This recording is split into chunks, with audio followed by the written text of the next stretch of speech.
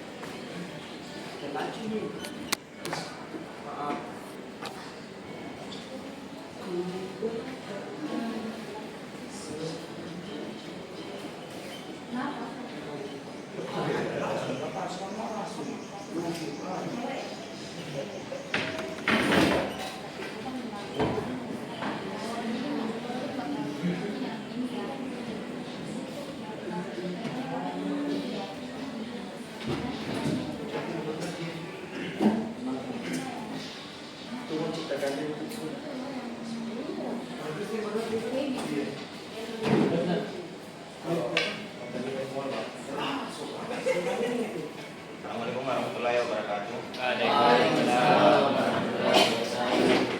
Perkenalkan, nama saya Muhammad Faizal.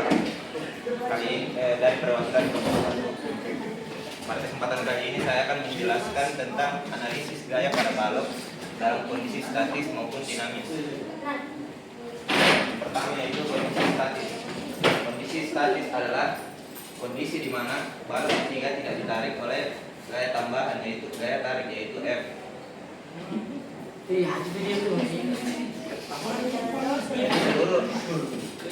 Seluruh gaya yang terjadi pada sumbu Y yaitu sumbu vertikal yaitu N3 kurang W1 ditambah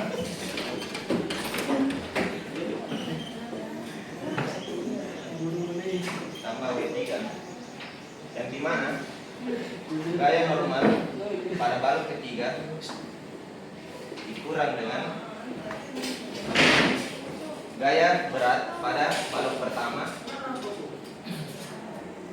dan gaya berat pada balok kedua serta gaya berat pada balok ketiga,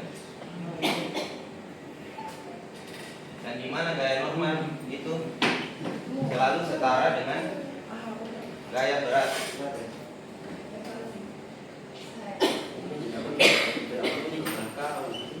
Sehingga karena keadaan gaya normal dan gaya berat itu sama, ketika dikurangkan akan menghasilkan 0. Sehingga benda semua ini tidak bergerak ke bawah atau ke atas.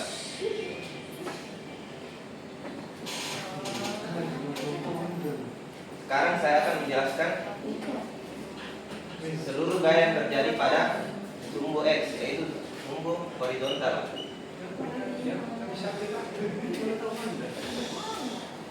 Terlihat di sini bahwa balok-balok ini dalam kondisi statis, yaitu diam, sehingga tidak ada gaya yang terjadi sama sekali. Sehingga kita bisa menuliskan seluruh total gaya pada sumbu X ialah 0. Selanjutnya saya akan menjelaskan analisis gaya pada balok dalam kondisi dinamis. Seluruh gaya pada sumbu X, pada sumbu Y, yaitu sumbu vertikal, ialah sama seperti kondisi yang di awal, yang dimana balok dalam kondisi statis karena tidak ada perubahan yang diubah pada sumbu Y, yaitu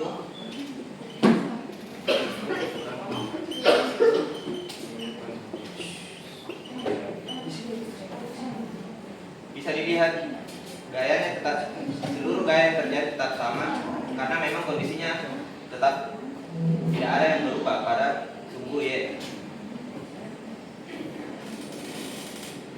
Selanjutnya saya akan menjelaskan seluruh gaya yang terjadi pada sumbu X, yaitu sumbu horizontal, yang dimana seluruh gayanya ialah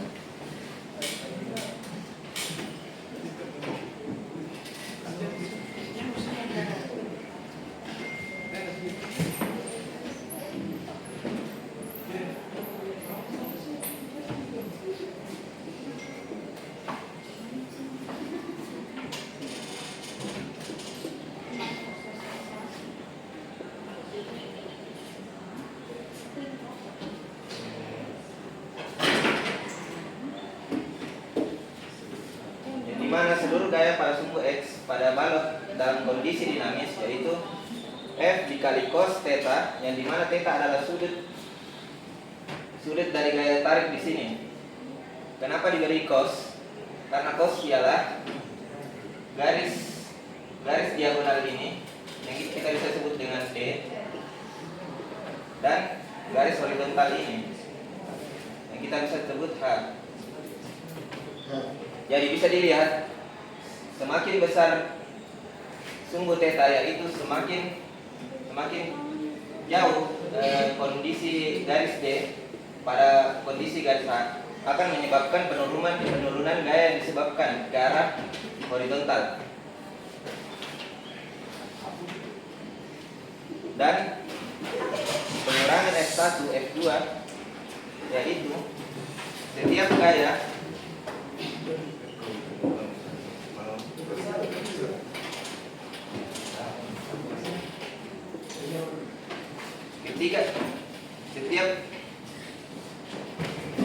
setiap gaya gesek yang dalam keadaan normal tapi diberi gaya gesek karena balok ketiga bergeser ke arah sini, sehingga menyebabkan balok kedua dan balok ke satu juga ikut mengarah ke kanan saya.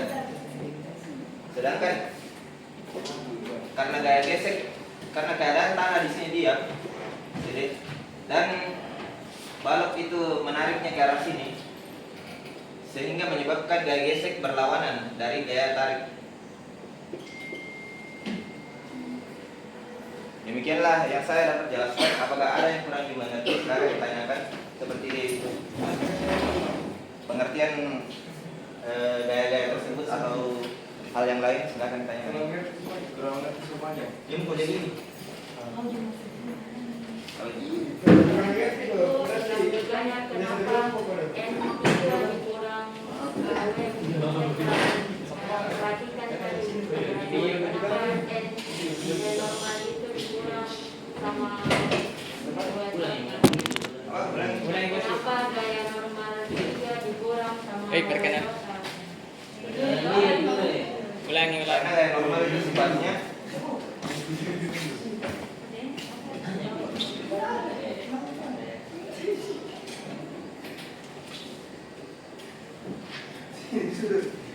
karena W total itu adalah sama saja dengan W3. Seluruh W yang ada di sini tergabung ke dalam satu kesatuan, yaitu W total.